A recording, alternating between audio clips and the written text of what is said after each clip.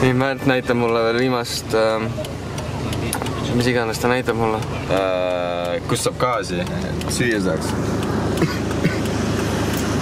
Mis saama hakkab üldse? Saama hakkab seda, et ma viskan Reimo maha siin ja lähen. Ma õpin Kairi tädi juures ühest. Et ma olen haige ja siis ma ei matka. Tüüb lihtsalt jätab üksi, vaata. Jah. Normaalne. Ja ma arvan, et sa saad hakkama. Ma andsin kaamera Reimole ja tuleb teistsugune video, Reimo monteerib ja jah.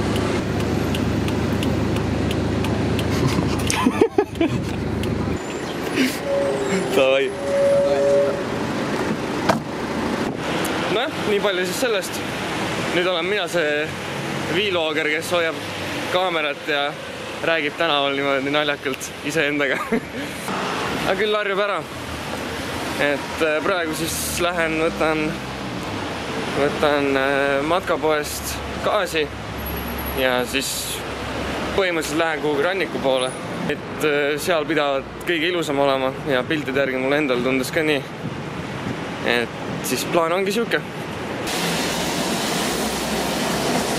Koha alguses õnnistati mind vihmaga, et sain kohe ära katsetada selle vihmavantli. Suht mõnus kohe alguses jalad märjaks ja aga ei ole hullu, praegu veel on hea, et variant on alati, et viskan vibramid jalga ja kossid ja sokid panen kuivama.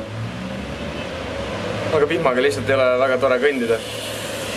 Poest sai käidud, spagetid, mingi kaste, vana hea tuunikala, vesi, siis ma võtsin igaks juhuks mingeid pähkleid endale, mis siin sees on. Et mõnda aega peaks hakkama saama ilusti.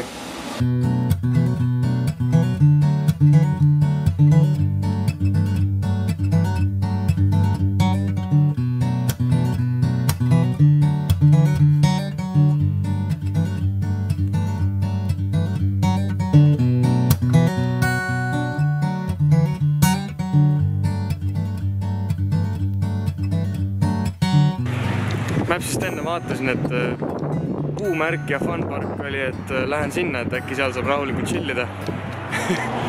Jõuan kohale ja see on hoopis mingi laste mängupark, mis iganes, igatahes mind sinna ilmselgelt ei oodata. Ma siis lähen vaatan sinna Blue Grotto poole edasi, kuhu mul nagunii oli plaanis täna jõuda.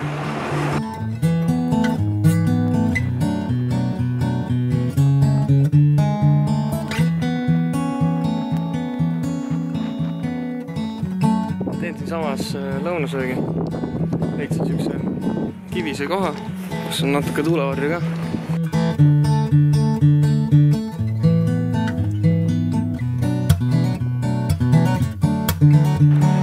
Kõik täis ja alla tuleb edasi liikuda.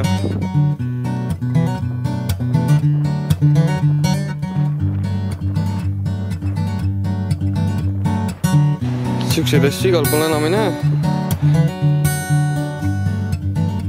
Täna juba üle 10 kilomeetri kõnnitud. Jalad väsinud ja väike puhkus on kõik.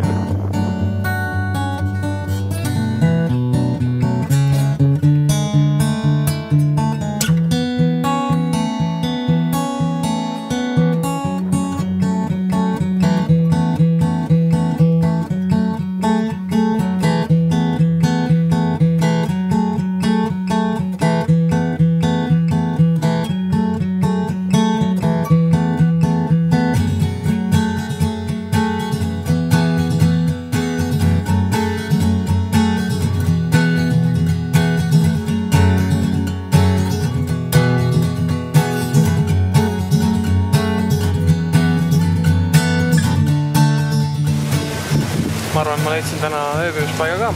Tulin suvalt kuskilt üle müüri ja hakkasin jalutama igast põõsaste vahel. Ja jõudsin siia välja. Täitsa ilus vaade merele. Samas mul on siin kivimüür, mis kaitseb tuule eest nagu näha. Magamisega näita siitpoolt ka.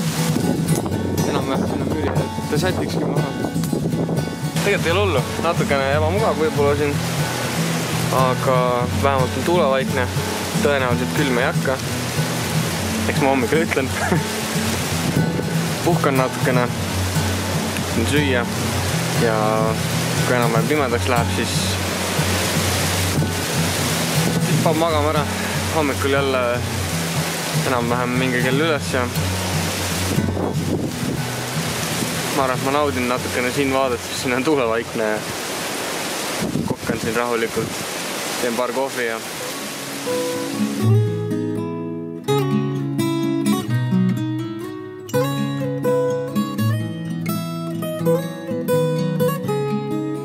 see on padjanägu. Kell on 7. Läksin eile suht vara juba magama ka, sest pimedas väga ei ole midagi teha. Ei näe ka ja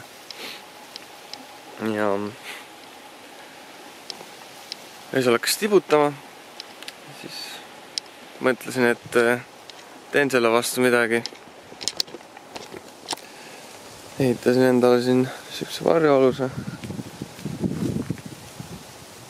Ja töötas. Umbes keskpaiku hakkas täitsa mõnusalt kallama. Ja sellel ajal kadus tuul ka ära. Ta täiesti vaikne oli. Ta oligi suht huvitav. Lootsingi, et äkki nüüd on terve päev sihuke, aga ilmselt ei ole. Nüüd hakkan vaikselt pakin selle katte kokku ja teen kohvi ja naudin päikest.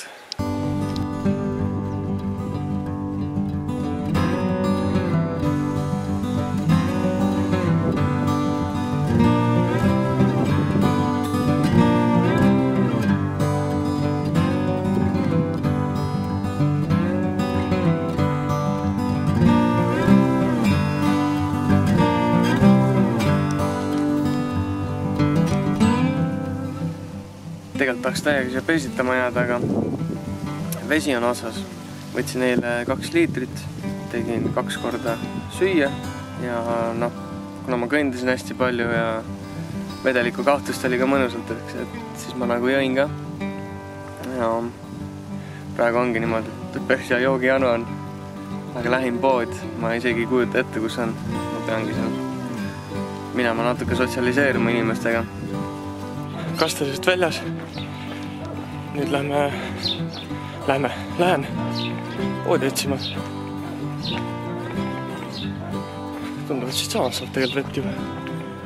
Aga kas kaardiga ka maksta saab? Mulle öeldi enne, et Maltal on tegelikult toredad inimesed, et neile meeldib rääkida ja läksin siia samma puikasse. See puika, mis seal natuke näha on. Läksin sinna küsima, et kus lähim pood on või mingi sularaha automaat. Ütles, et ei, siin lähedal ei ole, et kuskil seal kaugemal linnas võib-olla on. Miks mul raha vaja? Mul juua on vaja. Et janu on. Ja siis tüüp lihtsalt andis niisama vett mulle. Vaat selline tore sündmus kohe.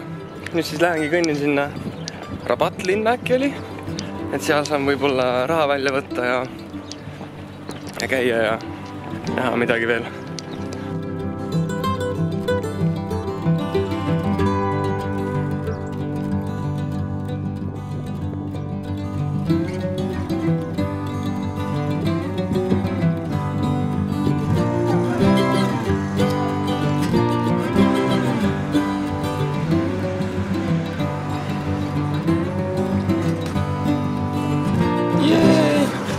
Välja võetud, käisin poes, võtsin seekord 4 liitrit vett, nüüd küll puudu ei tule.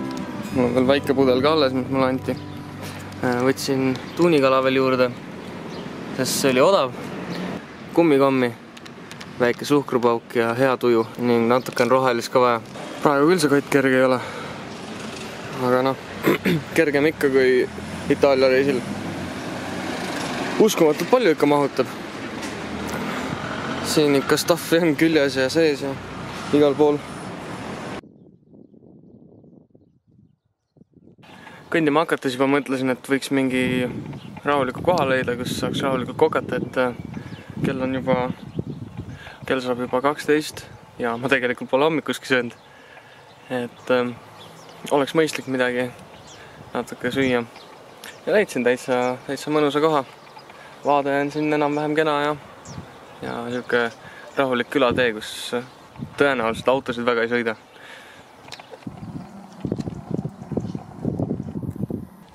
Valmistoidust ma teile videot või pilti ei näita, sest see ei ole kõige isuäratavam. Aga kes väga tahab näha, siis küsige mult. Ma tegin pilti, et siis ma saadan teile. Pakkasin just asjad kokku ja uuesti teele. Lähme siis sinna, mis iganes linn see oli. Katakombid on seal. Et kui väga palju ei maksa, siis lähen tšekkan üle ka. Seniks väga siukest toredat teed.